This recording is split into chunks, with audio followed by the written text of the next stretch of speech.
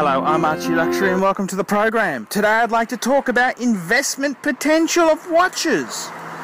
And I gotta say, the Christie's, the great auction house, has just had an auction in New York, in Hong Kong, Honkers. And my good friend Descartes, he always keeps me informed about the prices.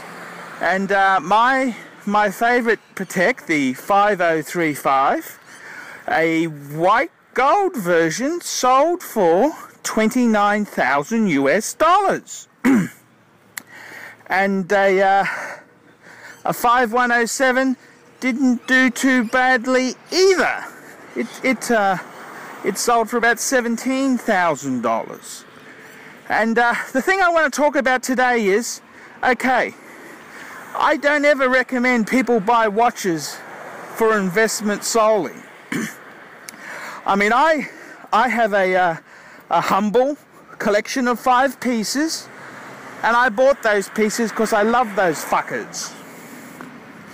But, you know, I like to get bang per buck, and part of the bang per buck equation is I want something that holds its own value. I want to know I could always cash a piece in and get my money back, if not a profit. So I want to talk today about what pieces would you buy. And the first rule, of course, is you buy used. The first fucker has taken the depreciation hit. So we're buying used pieces. Number 2, we need to buy from a reputable dealer. Because if you're buying from some flunky on Fleabay, or some dodgy guy on the other side of the world, what the fuck do you do if it's wrong or something's major problem with it? I highly recommend paying more and buying from a dealer like Sydney Vintage Watches or Brisbane Vintage Watches and having some fucking peace of mind. Okay, so get it from I say buy used, but I'm always happy to pay a little bit more to get them from a good dealer. And the third thing is that you've got to pick the right piece. For example, I was just looking at a 5980, that's a Patek Philippe Nautilus, and it's on the website for $42,000 at Sydney Vintage Watches, but it's only 6 months old. It hasn't had the depreciation hit. It's still gonna, I mean, it's a lovely piece. It's a great piece. It's a chronograph, it's wonderful. But it's still going to take a bit more depreciation. Whereas an older piece, say you buy a 15-year-old 5035 annual calendar, it's taken the whack and the investment's going to start going positive very soon. Now, I always say, don't buy pieces for investment and buy pieces you love. That's true. And the thing is that, you know, you've still got to factor in which fuckers are good. So now let's have a look at it. I always say, what brands do you buy? Well, the 2 best brands are Rolex and Patek. If you want return on investment, that's the 2 greatest brands. And outside that scope, top end brands. So I'd tend to say stay away from your Frank Mullers, which are a lot of pieces just are a fancy case, fancy dial with an ETA movement. Stay away from your Mont Blanc, which has got no horological connection whatsoever. You want pieces with real track history, and you want iconic models. A Jaeger LeCoultre Reverso will always be fucking saleable. But a Mont Blanc monstrosity, fuck. I wouldn't want to be stuck with one. And you won't either when you realise what a goose you were for buying that piece of dog turd.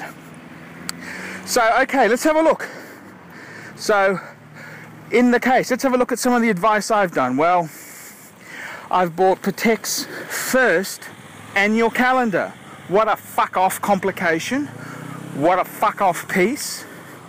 And I've bought that. That's the first annual calendar, which was released in 1996-97. That's a fuck-off complication to have. And that piece itself was very, very hot. Then it took a little bit of a negative turn because people were saying, oh, it's a 37mm case, it's a wee bit small, and the price went down quite a bit when the 5146 came out. But if you bought it at the low end, you're going to see some rise. You got a huge Chinese market who doesn't necessarily want monstrosities, and it's got the cachet of being the first fucking annual calendar that was released by Patek. That's certainly fucking worth something. The other great piece I bought, staying with Patek, is a Patek 5107. This is a big 37mm. Okay, they've just released the 5227, which is a 39mm. But the 5107, which uses a 37mm case, it's quite special. A puffy fashion guru, Nick Folks, said it's the greatest watch that was ever released. I mean, when you got someone who's got kudos like that, it can only end positively. The other thing is that it's quite an unusual, it's a very attractive model, and it has crown guards, so it's unique. And Patek has ditched that. They're not preserving that in the Calatrava line. The new 5227 doesn't have the crown guard, so it's a unique thing, and that's something that I think is going to see big bucks return coming forward there. So it's got some huge investment potential. I paid about $13,500, and the prices are going up. One sold at the Christie's Hong Kong, 17. So it's certainly moving in the right direction, Archie. The other pieces I'd always say to you is, look at the basics. What are the fundamentals? Jaeger-LeCoultre. Okay, it's not Rolex or Patek, but it's a fucking sexy watch. It's a cool watch. And get the bigger size. I've got the Grand Reverso date. Grand Reverso Grand date. So that's a cool piece. 8-day power reserve, complication. It's a piece that'll always be wanted. Great investment potential, and if it doesn't go up as much as the Pateks, you've got the beauty of wearing the fucker for the next 10 to 20 years. Now that's not a bad return. Other pieces which I see great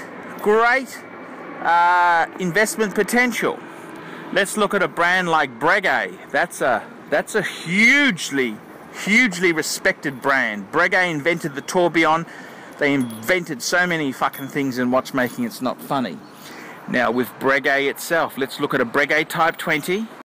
That there is a cool flyback chronograph. It's using a Lemania based movement. Now hang on a minute. I'm taking a gamble because Breguet's not as strong as Patek. But you look at the vintage Pateks, vintage Patek chronographs, the perpetual calendars, those fuckers were all using Lemania movements. So now that Lemania is owned by Breguet, it's owned by Swatch, and it's in-house, I think you're going to see some investment potential of those Breguet Type 20s. They're cheap as chips. I paid $5,000 for my Breguet. That's not a bad investment. Okay, you know, you could say, well, it's a decent sized watch. It's 39mm, got a 21mm strap. It's got presence. It's got history. It's not just a watch that Swatch Group released. It's got the history of being the Breguet that they released for the French Naval Air Force. So I mean, this is a fucking kudos to the brand. It's a true pilot's watch. Killer brand. Breguet's a killer brand. It's stylish. It's attractive. It's affordable. I think you're going to see, if you buy that second hand, I paid $5,000 for it, you're going to see some huge takeoff when Breguet starts pricing itself a lot more than that. So that's got some certain investment potential. And the final piece I want to mention is my Audemars Piguet Royal Oak.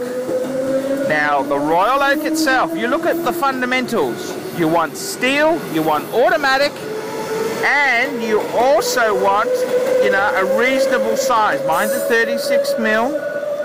It's a 14790. So the prices, they're starting to rise. That was about the $6,000 mark It's rising. The prices are rising. And as far as it does go there, that's got some huge potential. Huge potential. And it's Audemars. It's sort of like a Patek status in a brand of a watch there. So I mean, there's huge potential. And it's was never made in huge numbers, quite limited. It's a sexy looking piece with that bluey grey dial. Oh, I think I'll always get my money back, even though I did my ass by not buying it from a trusted dealer, and it needs an expensive Audemars Piguet service, which is probably going to cost me $1,000 to $2,000. So even with that fuck up, I'm going to have a piece that I think is going to show some investment return. I'm Archie Luxury. This is investment potential of vintage and luxury modern watches. I'd like to hear your thoughts of what you think on my investment choices. See you later.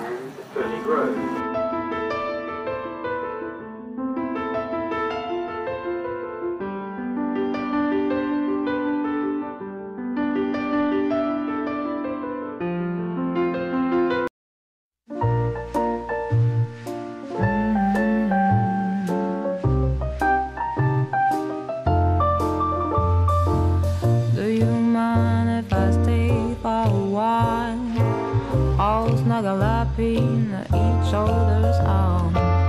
Do you mind if I stay by your side? Just looking at you, all the time to go.